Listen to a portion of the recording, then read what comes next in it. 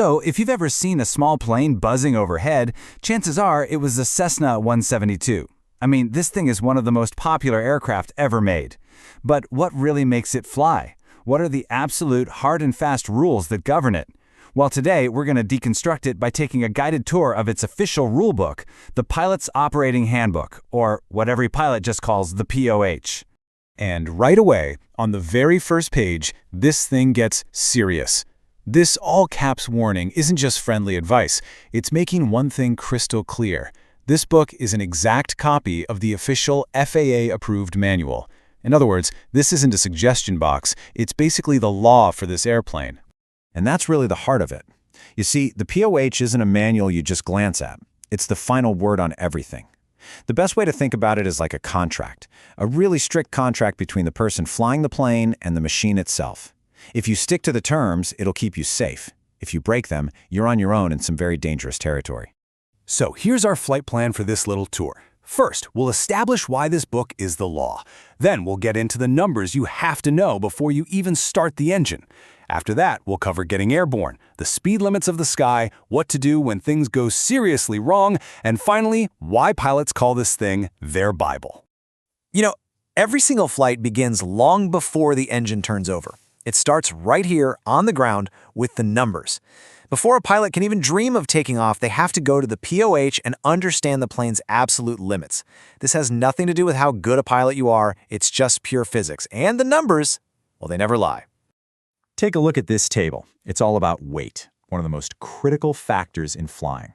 You can see the max takeoff weight is 2,450 pounds, but that's not the number a pilot is really sweating. No, the one they're obsessed with is that last one, the maximum useful load. 818 pounds. That's it. This single number, spelled out in the POH, is the pilot's entire budget for the flight. It dictates absolutely everything you can put in the plane, and it is not a suggestion, it's a hard, unmovable limit. So, what does that actually mean? Well, it's you, the pilot, it's your passengers, it's every single bag they bring, and this is the big one, it's all of your fuel.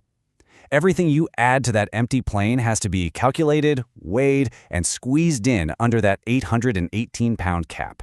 And what happens if you fudge the numbers or just get it wrong? Well, an overweight plane is a dangerous plane. It's not going to climb right, it's not going to fly right, and its behavior becomes unpredictable. And that leads us right into our next phase. All right, so let's say our weight and balance check out. We're legal, we're safe, it's time to actually get airborne. The POH is what tells the pilot exactly what to expect from the plane as it lifts off the ground and claws its way into the sky. This is the plane's performance promise, right here in black and white. The book says it'll need 945 feet of runway for the wheels to leave the pavement. To clear a 50-foot tree at the end of that runway, you'll need 1,685 feet.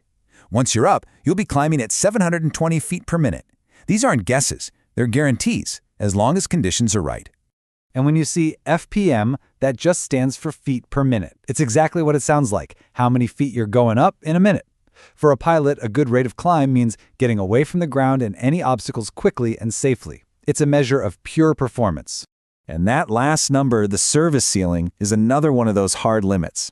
13,500 feet. That's as high as this plane is designed to go and still perform properly. If you try to push it higher, the air gets too thin and the engine and wings they just can't do their job anymore. Okay, so we're up, we're climbing, and everything feels good. Now we have to talk about speed. And yeah, planes have speed limits just like cars, but they have nothing to do with getting a ticket. They're about physics. They're about keeping the airplane in one piece. They're called V-speeds, and they are everything. What's so cool is that the POH lays out these speeds in a way that perfectly matches the colored lines painted right onto the pilot's airspeed indicator. The white arc, that's your speed range for using flaps. The green arc is your happy place, for normal flying. The yellow arc is a warning, fly here only if the air is perfectly smooth. And that little red line at 163 knots, that's the big one, the absolute never ever ever exceed speed. Now, the really crucial difference is between the start of that yellow arc, called VNO, and that final red line, VNE. Flying in the yellow is like driving on a bumpy road too fast. You should slow down, but you're probably okay. But crossing that red line, VNE, that's where you risk actual structural damage. The plane could literally break apart. The POH makes that distinction absolutely clear. You might notice the speeds are listed in KCAS. That just stands for Knots Calibrated Airspeed. All it means is that it's the speed you see on the dial, but corrected for tiny little errors in the instrument itself. It's just the POH being incredibly precise. Because when you're talking about the physical limits of an aircraft, close enough is never good enough. So far, we've been talking about a perfect flight on a perfect day. But let's be real. The POH earns its keep when things are anything but perfect. In an emergency, it stops being a rulebook and becomes a calm, clear-headed guide, a script that can save your life. Take a look at this. This is the checklist for a pilot's absolute worst nightmare, the engine quitting right after takeoff. Notice there's no fluff, no long sentences. Just 5 simple, direct commands.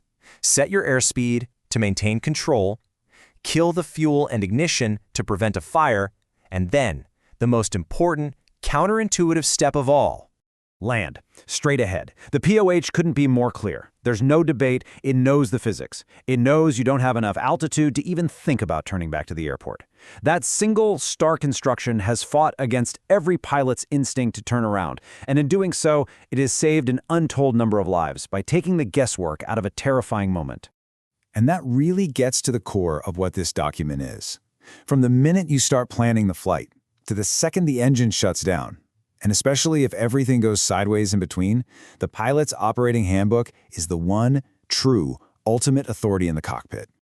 So, after this whole tour, what are the big takeaways? Well, first, the POH is the single source of truth for any aircraft. Second, it defines every single performance limit, from how much it can weigh to how fast it can fly.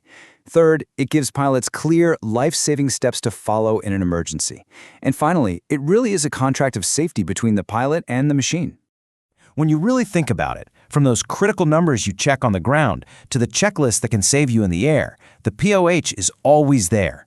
It never gets flustered, it never forgets. It's the pilot's most essential and trusted co-pilot.